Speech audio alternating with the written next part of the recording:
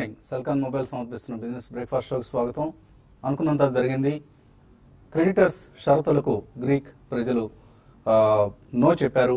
స్పష్టంగా నిన్నటి రెఫరెండంలో క్రెడిటర్స్ షరతులు తమకు ఎంతమాత్రం ఆమోదయోగ్యం కావు అని గ్రీస్ ప్రజలు తేల్చి చెప్పారు. 61.3%, 61% పైగా ప్రజలు మాకు ఈ రెఫరెండం ఎందుకైతే నిర్వహిస్తున్నారు, ఇందులో ఎటువంటి కండిషన్స్ షరతులను క్రెడిటర్స్ చెప్తున్నారు, ఇవి మాకు సమ్మతం కావు అని చెప్పారు.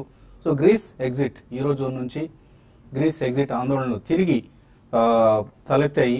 సో గ్రీస్ ఒకవేళ యూరో జోన్ నుంచి ఎగ్జిట్ అయితే అంటే వెళ్ళిపోతే మా సొంత కరెన్సీని మేము ప్రవేశపెట్టుకుంటాం, మా సొంత నియమ నిబంధనలతో మమ్మల్ని మేము పరిపాలించుకుంటాం అంటూ ఒకవేళ గ్రీస్ కనుక నిర్ణయించుకుంటే దాని ప్రభావం కొంత ఓవరాల్గా యూరోపియన్ యూనియన్ మీద, అలాగే గ్లోబల్ కంట్రీస్ మీద కూడా, అన్ని దేశాల మీద ఎంతో కొంత ఉంటుంది. మేబీ అది ఏషియన్ కంట్రీస్ మీద కూడా, మనలాంటి దేశాల మీద కూడా కొద్దిగా ఉండే అవకాశం ఉంది. సో క్రూడ్ ధరలు పతనమయ్యాయి గ్రీస్ నేపథ్యంలో, గ్రీస్ సంక్షోభం నేపథ్యంలో. అలాగే యూరో జోన్ ఈ రిఫరెండంకు ఏ విధంగా రియాక్ట్ అవుతుందన్నది ఇవాళ రేపట్లో నెక్స్ట్ 48 అవర్స్లో కొంత స్పష్టత వచ్చే అవకాశం ఉంది. రేపు యూరో జోన్ సమిట్ జరగబోతోంది. సో యూరోపియన్ యూనియన్కి సంబంధించిన అన్ని దేశాలు ఈ సమిట్లో పాల్గొనబోతున్నాయి. ఇప్పటికే German chancellor Angela Merkel Paris వెళ్లారు. సో అక్కడ ఫ్రెంచ్ అధ్యక్షుడితో ఈ అంశాన్ని చర్చించేందుకు, తదనంతర పరిణామాల గురించి విశ్లేషించేందుకు. అలాగే గ్రీస్ ప్రధాన క్రెడిటర్ ఎవరైతే ఉన్నారో ఐఎంఎఫ్ ఏం చేయబోతోంది, ఐఎంఎఫ్ ఇన్ఫాక్ట్ ఐఎంఎఫ్ఏ కొన్ని కండిషన్స్ తో ఒక బెయిల్అవుట్ ప్యాకేజీని ప్రకటించింది. ఆ బెయిల్అవుట్ ప్యాకేజ్ కి ఇప్పుడు గ్రీస్ ప్రజలు నో చెప్పారు. సో అందులో 20 సంవత్సరాలు మారటోరియం ఇస్తామని, అలాగే 40 సంవత్సరాల వరకు కూడా మెచ్యూరిటీస్ అంటే ఏవైతే రుణాలు తీసుకున్నా ఆ మెచ్యూరిటీ వ్యవధిని 40 సంవత్సరాలు పెంచుతామని, ఇలా రకరకాల షరతులతో ఇన్ఫాక్ట్ గ్రీస్ ఎకానమీ కనుక ఇప్పటి నుంచి ప్రతి ఏటా క్రమం తప్పకుండా 1% గ్రోత్ చూపించగలిగితే, అంటే జీడిపిలో 1% వృద్ధి ఉంటే కూడా గ్రీస్ డెట్ 100% కంటే డెట్కి సమానంగా జీడిపి ఉండే పరిస్థితి 30 సంవత్సరాలు పడుతుంది. 2057 వరకు ఈ పరిస్థితి ఎలాగే కొనసాగుతుందంటూ ఐఎంఎఫ్ అంచనా వేసింది. సో ఇవన్నీ కూడా గ్రీస్ ఎటువంటి పరిస్థితిలో ఉందో తెలియచెప్పే అంశం. సో గ్రీస్ ఇప్పటి సంక్షోభం కాదు ఇది, ఎప్పటి నుంచో గ్రీస్ ఆల్మోస్ట్ ఒక 10 years గా ఈ సంక్షోభం ఉంది. ఇప్పుడు ఇది తీవ్రంగా ముదిరి జటిలం అయిపోయింది. ఏం చేయాలి, ఇంటర్నేషనల్ క్రెడిటర్స్ కి సొమ్ము చెల్లించే పరిస్థితులు లేదు, ఇంపోర్ట్స్ కి డబ్బులు కట్టే పరిస్థితి అసలే కాదు. అలాగే కంపెనీ ఆ దేశం జీడిపి రాను రాను క్షీణిస్తుంది. అక్కడ ప్రజల ప్రొడక్టివిటీ తగ్గిపోయింది, ప్రజలు సోమరిపోతులుగా తయారయ్యారు అక్కడ గవర్నమెంట్ నిర్వాకాల వలన. సో ఇంట్లో కూర్చోబెట్టి మీరు తినండి మేము డబ్బులు ఇస్తామంటే ఎవరైనా పనిచేస్తారా, సోమరిపోతులుగానే తయారవుతారు. సో అటువంటి పరిస్థితి గ్రీస్లో నెలకొని ఉంది. ఆ పరిస్థితి నుంచి అక్కడ ప్రజలు బయటపడాలని అనుకోవట్లేదు. మేము ఇలాగే ఉంటాం, మేము హాయిగా జీవించడానికి ఇష్టపడతాం, కష్టపడి పనిచేయం, మా దేశ జీడిపిని పెంచుకోం అని ఎవరైనా చెప్తే ఎవరు చేయగలిగిందే ఉండదు. బట్ గ్రీస్ ఏ దేశ ప్రజల ఇష్టం వాళ్ళవి, వాళ్ళ కాకపోతే గ్లోబలైజ్డ్ ఎన్విరాన్మెంట్ కాబట్టి గ్లోబలైజ్డ్ ఎన్విరాన్మెంట్లో ఇటువంటి పరిణామాలు ఇతర దేశాలను కూడా ప్రభావితం చేస్తాయి. ఒక దశలో గ్రీస్ యూరోపియన్ దేశాలు అన్నీ కలిపి యూరో అనే ఒక వ్యవస్థను ఏర్పాటు చేసుకున్నాయి. ఇప్పుడు ఆ వ్యవస్థ మనుగడకే ముప్పు వాటిల్లబోతోంది. సో ఇవన్నీ రాబోయే రోజుల్లో ఎటువంటి పరిణామాలకు దారితీస్తాయన్నది ఎవరు చెప్పలేని పరిస్థితి. కాకపోతే అన్ని దేశాలు ఎంతో కొంత ఈ ఇంపాక్ట్కు లోనవుతాయి అన్నది మాత్రం స్పష్టంగా మనకు అర్థమయ్యే అంశం. ఇక మన మార్కెట్స్ విషయానికి వస్తే ఏషియన్ మార్కెట్స్లో కొంత వీక్ ట్రెండ్ కనిపిస్తుంది. ఎస్జెక్స్ నిఫ్టీ కూడా వీక్గా ఉంది. వీక్ ఓపెనింగ్ కోసం మార్కెట్స్ సిద్ధమవుతున్నాయి. అయితే మనం లాస్ట్ వీకే గమనించాం గ్రీస్ పరిణామాలతో మనకు పెద్దగా సంబంధం లేదు అన్నట్లుగా మార్కెట్స్ వ్యవహరించాయి. బహుశా ఇవాళ కూడా అలాగే వ్యవహరించి ఇప్పటికే మన షాంఘై లాంటి ఇండిసెస్ పాజిటివ్గా ట్రేడ్ అవుతున్నాయి. సో ఇదే పరిస్థితిలో మనం కూడా క్లోజింగ్ సమయానికి ఒకవేళ పాజిటివ్గా క్లోజ్ అయినా కూడా ఆశ్చర్యపోనవసరం లేదు, ఓపెనింగ్ నెగిటివ్గా ఉన్నప్పటికీ కూడా. సో ఇక నెక్స్ట్ పరిణామాలు మనకు corporate earnings, IT companies earnings ఇప్పటికే మనకు తెలుసు వీక్గా ఉంటాయని, ఇతర సెక్టర్స్ సంబంధించిన ఎర్నింగ్స్ ఎలా ఉంటాయి, అలాగే మాన్సూన్ ఏ దిశగా వెళ్తుంది, పార్లమెంట్ సెషన్స్ ఏ విధంగా జరగబోతాయి. ఎందుకంటే జూన్లో మనకి ఆశలు కల్పించాయి వర్షాలు, ఇప్పుడు మాత్రం కనుమరుగయ్యాయి. జూలైలో కొంత మళ్ళీ వీక్నెస్ కనిపిస్తుంది మాన్సూన్ పరంగా. సో ఇటువంటి పరిణామాలు ఎక్కువగా మార్కెట్స్ను ప్రభావితం చేస్తాయి. అండ్ గ్రీస్ వంటివి అప్పుడప్పుడు చిన్న చిన్న తుఫాన్లు సృష్టిస్తూ ఉంటాయి. ఇది ప్రస్తుతానికి మనకు కనిపిస్తున్న ట్రెండ్. ఈ పరిస్థితి గురించి విశ్లేషించేందుకు అనలిస్ట్ మనతో సిద్ధంగా ఉన్నారు. సో గ్రీస్ పరిణామాలు ఆల్మోస్ట్ స్పష్టమైపోయాయి. ఇక రెఫరెండంకి నో చెప్పేశారు అక్కడ. యూరోప్ నుంచి ఒకవేళ గ్రీస్ వెళ్ళిపోయినా లేదా వెళ్ళకపోయినా కూడా ఎటువంటి పరిణామాలు చోటు చేసుకుంటాయి క్యాపిటల్ మార్కెట్స్ పరంగా? బేసికలీ ఇది ఫస్ట్ క్యాపిటల్ మార్కెట్స్ కంటే ఎక్కువ కరెన్సీ మార్కెట్స్ మీద ప్రభావం చూపిస్తుందండి. ఎందుకంటే డాలర్ డామినెన్స్ కి ఎప్పుడైనా కానీ మనం ఒక ఆల్టర్నేట్ కరెన్సీ లాగా ఉండాలనుకుని చాలా దేశాలు గతంలో ఆలోచించి అది యూరో జోన్ లో వాళ్ళు యూరో లాగా నిలబెట్టారు. But last 5 to 7 years 10 years లో కూడా మనం చూస్తున్నాం euro has never been a strong currency. మధ్యలో కొద్దిగా స్ట్రెంగ్త్ మనకు కనిపించినా కానీ weaker nations cannot have one common currency. గతంలో మనం పిగ్స్ అని చెప్పి మనకి చాలా స్ట్రాంగ్ గా వార్తలు వచ్చాయి. Portugal, Ireland, Italy, Greece and Spain అని చెప్పి. So Greece has taken the mantle. So వాళ్ళు యూరోజోన్ లో ఉంటారా, వెళ్ళిపోతారా, లేకపోతే క్రెడిటార్స్ అనేది ఏమైనా రివైజ్డ్ ప్యాకేజ్ ఏమైనా ఇస్తారా, ఇంటర్నేషనల్ మానిటరీ ఫండ్ ఒక మెట్టు దిగొస్తుందా, ఇవన్నీ కూడా మనకి వచ్చే రోజుల్లోనే తెలిసి వస్తుందండి. కాబట్టి కరెన్సీ మార్కెట్స్ లో definitely they will be volatility. Secondly commodity markets లో కూడా definitely they will be some weakness in commodity markets also. ఎందుకంటే కన్జంప్షన్ పరంగా డెఫినెట్లీ తగ్గుముఖం పట్టే అవకాశం ఉంది. ఎందుకంటే China already is in A negative mode. So China is one of the largest consumers followed by eurozone అనే చెప్పాలి. కాబట్టి కరెన్సీ అండ్ కమోడిటీ మార్కెట్స్ ఎలా బిహేవ్ అయితే దాని ప్రభావం ఈక్విటీ మార్కెట్స్ మీద ఉంటుందండి. ఇనిషియల్లీ డెఫినెట్లీ జర్క్స్ అనేది ఉంటాయి equity markets across the world లో, కానీ అక్కడ కొద్దిగా రికవరీ అనేది కూడా రావచ్చు తొందరగానే. బట్ ఓవరాల్ గా మనం చూసుకుంటే మాత్రం ఈ సంక్షోభం ఓన్లీ గ్రీస్ తోనే ముగుస్తుందా, లేకపోతే మనకి పోర్చుగల్, స్పెయిన్ ఇటువంటి కంట్రీస్ కూడా పాకుతుందా అనేది నెక్స్ట్ ఫ్యూ మంత్స్ లో కానీ మనకి తెలియదు. బట్ ఈ అన్సర్టనిటీ అనేది డెఫినెట్లీ కొనసాగుతుందండి. సో మధ్య మధ్యలో ఇది సర్ఫేస్ అవుతూనే ఉంటుంది. కరెంట్లీ మాత్రం definitely equity markets minor correction కి గురవుతాయి. బట్ మనకి మీరు చెప్పినట్టు ప్రధానంగా 3 మెయిన్ రీజన్స్ డొమెస్టిక్ కారణాల మీదనే మనకి మార్కెట్ మళ్ళీ మొగ్గు చూపే అవకాశం ఉంది.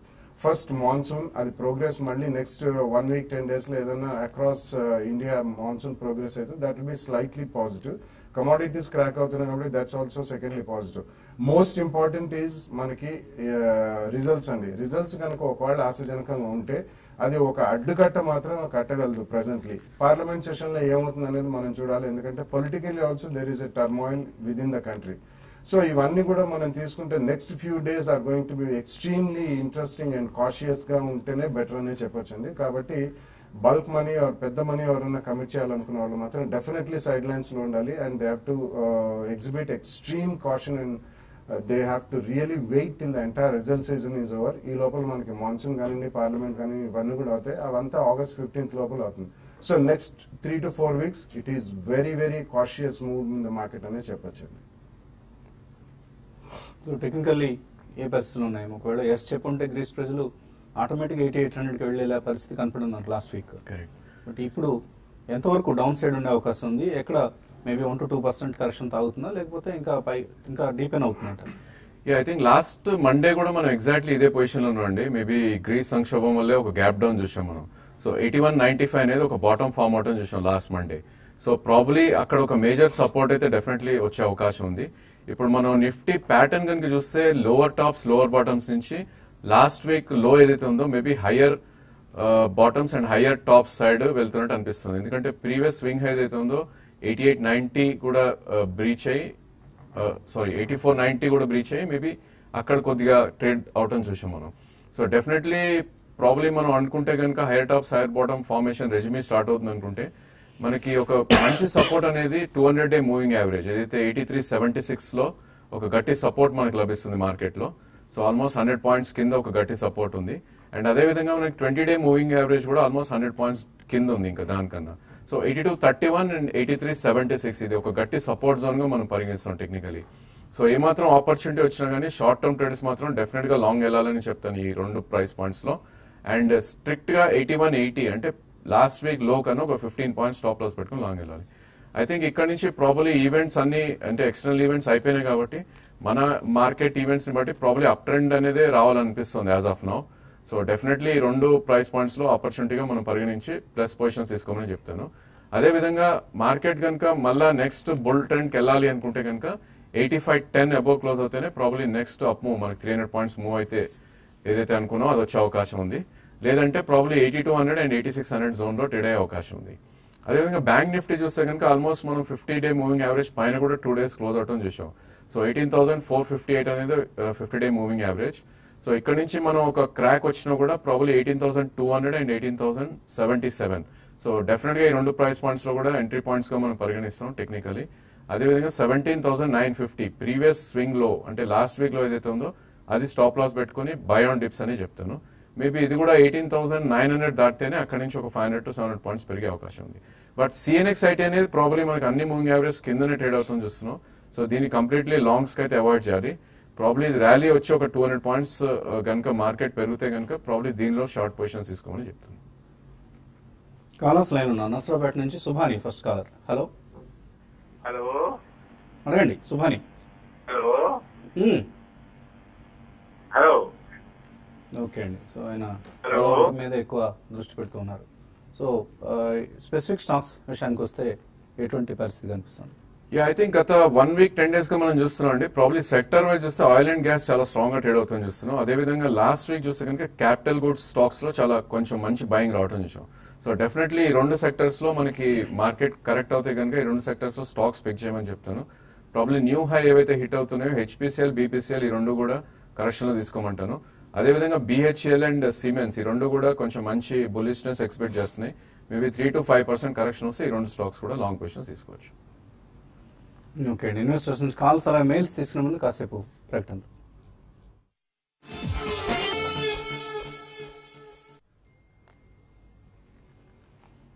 సెల్కాన్ మొబైల్ సమర్పిస్తున్న బిజినెస్ బ్రేక్ఫాస్ట్ షోకి తిరిగి స్వాగతం. ఒక మెయిల్ చదువుతున్నాను నేను. ఈ లైకోస్ గురించి లాస్ట్ వీక్ మనం ఒక కార్యక్రమం నిర్వహించాం. అంటే ఆ సంస్థ డిజైన్ చేసిన ఒక వెబ్సైట్ సంబంధించి ఎటువంటి లోపాలు దొరలేయన్నది. శివ్ కౌశిక్ అనే పేరుతో వచ్చింది ఒక మెయిల్. ఇందులో మీరు హ్యాకింగ్ జరిగింది అంటున్నారు కదా లైకోస్ డిజైన్ చేసిన సైట్ని. అందులో వాళ్ళ తప్పే ఉంది, పెద్ద పెద్ద కంపెనీలు డిజైన్ చేసిన కంపెనీలకే హ్యాకింగ్ బెడద తప్పలేదు అని. వాస్తవం అండి, హ్యాకింగ్ జరిగింది ఉదంతం కాదు ఇది. సో ఇక్కడ హ్యాకింగ్ అది జరిగింది. బేసిక్గా ఆ సంస్థ డిజైన్ చేసిన ఒక వెబ్సైట్, లైకోస్ సంస్థ డిజైన్ చేసిన ఒక వెబ్సైట్ పూర్తిగా లొసుగులమయంగా డిజైన్ చేశారు. ఫ్లాడ్ డిజైన్, దాని గురించి మాట్లాడాం మనం. హ్యాకింగ్ అన్నది ఎంత మాత్రం కాదు ఇక్కడ. ఎవరు హ్యాక్ చేయాల్సిన అవసరం లేదు అసలు ఆ సైట్లోకి. సింపుల్ ఎవరైనా వెళ్ళిపోయి ఒక టిన్ నెంబర్ ఇస్తే వాళ్ళకి ఇష్టం వచ్చిన పాస్వర్డ్ని అప్పటికప్పుడు జనరేట్ చేసుకుని వేబిల్స్ క్రియేట్ చేసుకోవచ్చు. ఇంత దారుణంగా ఏ వెబ్సైట్ను ఎవరు ఇంతవరకు డిజైన్ చేసినట్లుగా నేనైతే గమనించలేదు. సో అటువంటి ఒక అతి ముఖ్యమైన ప్రభుత్వ ఏజెన్సీకి సంబంధించిన, ప్రభుత్వ విభాగానికి సంబంధించిన వెబ్సైట్ అది. అందులో నుంచి మీరు కొన్ని వందల కోట్ల వేల కోట్ల లావాదేవీలు జరుపుకునే సంస్థ ప్రభుత్వ విభాగపు వెబ్సైట్ అది. సో అటువంటి వెబ్సైట్ డిజైన్లో దొరికిన పొరపాటు గురించి మనం మాట్లాడటం జరిగింది. సో మీరు తప్పుగా అర్థం చేసుకున్నట్లుగా అనిపిస్తుంది. సో దయచేసి గమనించండి. అండ్ లైకోస్ అనే సంస్థ మేము డిజిటల్ రంగంలో విప్లవాలు సృష్టిస్తున్నామని చెప్పుకుంటున్న సంస్థ.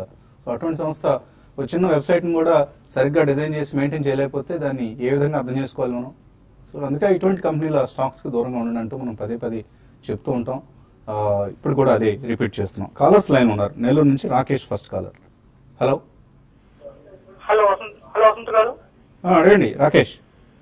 సార్ అదే ఇప్పుడు గ్రీస్ మరియు ఆర్థిక సంక్షోభంలో ఉంది కదా, అంటే మార్కెట్స్ ఎలా కొలాప్స్ అవుతాయా లేకుంటే ఎలా ఉండబోతుంది పరిస్థితి? ఓపెనింగ్ లో అదే మాట్లాడుకున్నాం అండి మనం. టెంపరీగా కొద్దిగా రియాక్షన్ ఉండొచ్చాము, but it will not sustain over medium to long term అని. Collapse is a very big word and they used collapse. Collapse will not be there. There will be reactions sometimes. ఒక్కొక్కసారి ferocious గా ఉండొచ్చు. Grace పక్కన పెడితే మన గతంలో కూడా మనం మామూలుగా రియాక్షన్స్ ఒక్కొక్కసారి చాలా స్ట్రాంగ్ రియాక్షన్స్ చూసాం. కాబట్టి కొలాప్స్ అనేది లేదండి. Definitely the market will adjust it self, not only Indian markets, ఇతరత్ర అదర్ మార్కెట్స్ కూడా. So it will take some time. ఈ లోపల కొంచెం కన్సాలిడేషన్ జోన్ లో ఉంటుంది. కాబట్టి షార్ప్ గా ఫాల్ ఉంటే మాత్రం కొంచెం దూరంగా ఉండమనే చెప్తున్నాం. మనం రిజల్ట్స్ కూడా ఉన్నాయి, మాన్సూన్ సెషన్ ఉంది కాబట్టి just wait and watch mode లో ఉండడం బెటర్ కొద్ది రోజు. సో ఆల్రెడీ ఇప్పటికే మీరు ఒకవేళ నేషనల్ ఛానల్స్ కానీ గమనిస్తే ఆల్రెడీ గ్రీస్ని పక్కన పెట్టి జిఎస్టీ ఇటువంటి ఇష్యూస్లో వెళ్ళిపోయారు ఆల్రెడీ. సో మన మీడియా కూడా జస్ట్ టెంపరీగా ఫాలో అవుతుంటాం ఇటువంటి పెద్ద పెద్ద క్రైసిస్ కూడా. ఏం వరీగా అవుతండి, ప్యానిక్ కావద్దు. చక్కగా ఇన్వెస్ట్మెంట్ ఆపర్చునిటీస్ వస్తే ఒడిసి పట్టుకునే ప్రయత్నం చేయండి. కృష్ణ చెన్నై నుంచి తర్వాత caller. Hello good morning sir. Good morning. Rajender sir, question sir. నేను ఒక front line stocks only 3 sectors IT, banking and ఫార్మాలో ఒక 3 స్టాక్స్ పెట్టుకుని సింపుల్ మూవింగ్ యావరేజెస్ యూజ్ చేసి ట్రేడ్ చేద్దాం అనుకుంటున్నాను సార్. ఒక సెక్టర్ లో 3 స్టాక్స్ చెప్తారని ఏదో చూస్తున్నాను సార్. ఐటీ, బ్యాంకింగ్ అండ్ ఫార్మాలో only 3 stocks sir. Only simple moving averages I want to use and trade sir. Why don't you trade in indices అండి? స్టాక్స్ పట్టుకొని తిరగకంటే ఎటువంటి సలహా ఇస్తారు? ఐ థింక్ ఐటీలో చూస్తే కనుక మనకి మోస్ట్ ఆఫ్ ద స్టాక్స్ మనకి 200-డే మూవింగ్ యావరేజ్ కింద ట్రేడ్ అవుతున్నాయి. డెఫినెట్లీ ఇట్లాంటి స్టాక్స్ లాంగ్ అయితే అడ్వైజబుల్ కాదండి. ప్రాబ్లీ ఎప్పుడైనా రియాక్షన్ వచ్చి ఐ థింక్ మార్కెట్స్ కనుక పెరిగితే మేబీ ఐటీలో you can look for longs. But మీరు ఇంకో సెక్టర్ ఇది మన బ్యాంకింగ్ అన్నారు. ఐ థింక్ ప్రైవేట్ బ్యాంక్స్ లో you can have a look అండి. ప్రాబ్లీ ప్రైవేట్ బ్యాంక్స్ లో కూడా ఇన్ఫాక్ట్ ఐ థింక్ కొన్ని స్టాక్స్ ఏవైతే న్యూ హైస్ ఫామ్ చేస్తున్నాయో మేబీ బజాజ్ ఫైనాన్స్ ఒకటి చాలా స్ట్రాంగ్ గా ట్రేడ్ అవుతుంది. ఇది బ్యాంకింగ్ ఆపైనా కూడా ఒక మంచి స్టాక్ గా మనం పరిగణిస్తాం. అదేవిధంగా Axis bank and IndusInd bank probably రెండు కూడా చాలా స్ట్రాంగ్ గా ట్రేడ్ అవుతున్న స్టాక్స్ ఈ స్టేజ్ లో. సో ప్రాబ్లీ 3 స్టాక్స్ మీరు బ్యాంకింగ్ లో చూడొచ్చు. అండ్ ఇంకో సెక్టర్ ఫార్మా కూడా ఐ థింక్ చాలా సైడ్ వేస్ ట్రేడ్ అవుతున్న టైం ఇది. ప్రాబ్లీ ఐ థింక్ ఫార్మాకి ఇంకా టైం ఉంది మన లాంగ్ పొజిషన్స్ అవి తీసుకోవడానికి.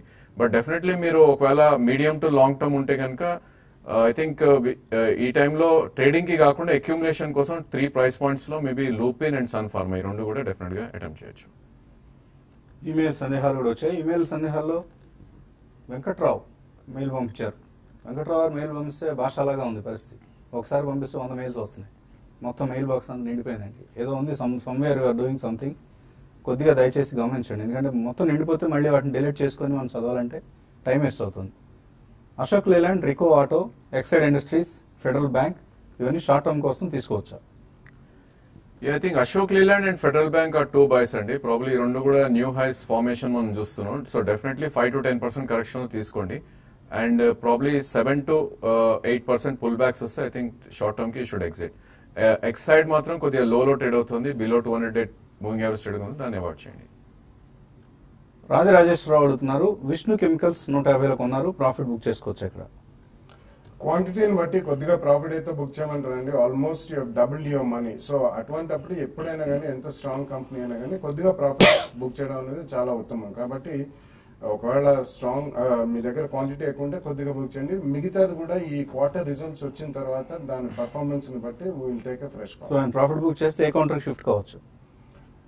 ప్రాఫిట్ బుక్ చేసిన తర్వాత వెయిట్ చేయొచ్చు. లేకపోతే NBFC or housing finance companies like GSC housing finance, ఇప్పుడే చెప్పారు Rajendra garu, Bajaj Finance, Capital First, ఇటువంటి they show excellent strength. So అటువంటివి డిప్స్ లో కొనొచ్చు.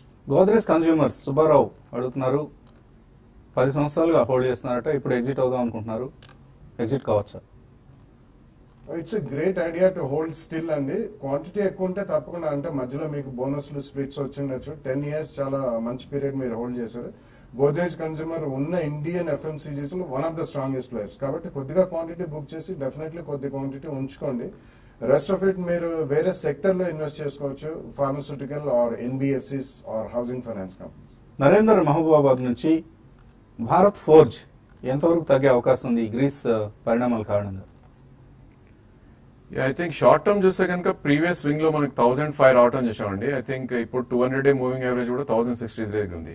సో ప్రాబ్లీ నేను అనుకోవటం చార్ట్స్ పరంగా చూస్తే కనుక మంత్లీ చార్ట్స్ లో maximum I think 1005 below close అవుతే మాక్సిమం 875 దాకా వచ్చే అవకాశం ఉంది. Otherwise 1005 will act as a very strong support. Dasgar Mohammed అడుగుతున్నారు, నీల్ కమల్ 330లో, గతి 215, డీక్యూ ఎంటర్టైన్మెంట్ 35లో కొన్నారు, hold are cell? I think 3 కూడా హోల్డ్ అండి. ప్రాబ్లీ డీక్యూ పుల్ బ్యాక్ లో యూ షుడ్ సెల్. అదేవిధంగా మనం గతి చూస్తున్నాం, probably I think 20-day moving average దగ్గర ఒక కన్సాలిడేషన్ జోన్ లో ఉంది. అది ప్రీవియస్ స్వింగ్ లో ఏదైతే 140 ఉందో అక్కడ వస్తే ఇంకొన్ని యాడ్ చేయొచ్చు మీరు. Otherwise this 2 are good stock. DQ మాత్రం ట్రేడింగ్ బౌన్స్ లో ఎగ్జిట్ అవ్వండి. ఉదయ్ అడుగుతున్నారు, Ashok Leyland July series futures తీస్తున్నారు 75 రూపాయల్లో, లాస్ట్ బుక్ చేయొచ్చు అక్కడ? అవసరం లేదండి. Probably if you're a medium term holder మీరు హోల్డ్ చేయొచ్చు. ఇంకా ఇది డెఫినెట్ గా మనకి 20-day moving average above trade అవుతుంది, కానీ మనకి స్ట్రాంగ్ చార్ట్ గా పరిగణిస్తాం. బట్ ప్రీవియస్ స్వింగ్ లో ఏదైతే 64 కింద వస్తేనే దీనికి ట్రబుల్ ఉంటుంది. అదర్వైజ్ ప్రాబ్లీ మీరు హోల్డ్ చేయొచ్చు స్టాక్ ని. ఓకే అండి. శ్రీరామ్ రెడ్డి అడుగుతున్నారు, Apcotex, Biocon, Hikal, Tube Investments, Super House, ILFS transport, ఇటువంటి స్టాక్స్ ఉన్నాయి, ఏం చేయాలి? I think reasonably good portfolio అండి. అన్ని కూడా హోల్డ్ చేయమని చెప్తానండి. ఐఎల్ఎఫ్ఎస్ ట్రాన్స్పోర్ట్ మాత్రం ఒకసారి స్ట్రాంగ్ పుల్ బ్యాక్ ఏదైనా వచ్చినప్పుడు అందులోంచి ఒకసారి బయటపడండి. కిరణ్ కుమార్ వేమ్ల, అపోలో టైర్స్ 175లో కొన్నారు, హోల్డ్ చేయొచ్చా? ఈ స్టేజ్ లో I think you can hold అండి. ప్రాబ్లీ బాటమ్ ఫార్మేషన్ అనేది కనిపిస్తుంది మనకి 155లో. బట్ స్ట్రిక్ట్లీ 167 స్టాప్ లాస్ పెట్టి హోల్డ్ చేయండి. అదేవిధంగా పుల్ బ్యాక్ కనుక 188, 190 వస్తే అక్కడ ఎగ్జిట్ అవడానికి ప్రయత్నించండి. దేవా అడుగుతున్నారు JP Power RCom long term కోసం తీసుకోవచ్చా ఇది? రెండు కూడా అవాయిడ్ చేయండి. Both are not such good counters for investment. P Subbarao అడుగుతున్నారు ఆర్కామ్ భవిష్యత్ ఎలా ఉంటుంది, తీసుకోవచ్చా ఇక్కడ? ఐ డోంట్ థింక్ సో అండి. అది రీసెంట్లీ అది సిస్టమా కూడా అండ్ ఆర్కామ్ రెండు మర్జర్ ఇవన్నీ కూడా ప్రక్రియ నడుస్తుంది. But it's not a great stock for investment. Raghu Nandigama southern online Biotech ₹4 trade అవుతుంది, తీసుకోవచ్చా? మంచి ప్రమోటర్లు అండి, కానీ వాళ్ళ హుద్హుద్ తుఫాన్ సమయంలో వైజాగ్ ప్లాంట్ బాగా దెబ్బతింది. అందువల్ల కొద్దిగా స్టాక్ బాగా వీక్గా కనిపిస్తుంది. మేబీ చాలా లాంగ్ టర్మ్ మేనేజ్మెంట్ అయితే దే ఆర్ గుడ్ పీపుల్ అండి, అంతవరకు చెప్పగలం. కంపెనీ ఆర్థిక పరిస్థితి భవిష్యత్తు ఎలా ఉంటుంది అన్నది, రాబోయే రోజుల్లో వాళ్ళ పనితీరు ఎలా ఉంటుంది అన్నది మేబీ 1 or 2 quarters వెయిట్ చేయండి, తర్వాత డెసిషన్ తీసుకోవచ్చు. ఇది ఇవాళ సెల్కాన్ మొబైల్స్ బిజినెస్ బ్రేక్ఫాస్ట్. మధ్యాహ్నం స్మార్ట్ ఇన్వెస్ట్లో మళ్ళీ కలుద్దాం.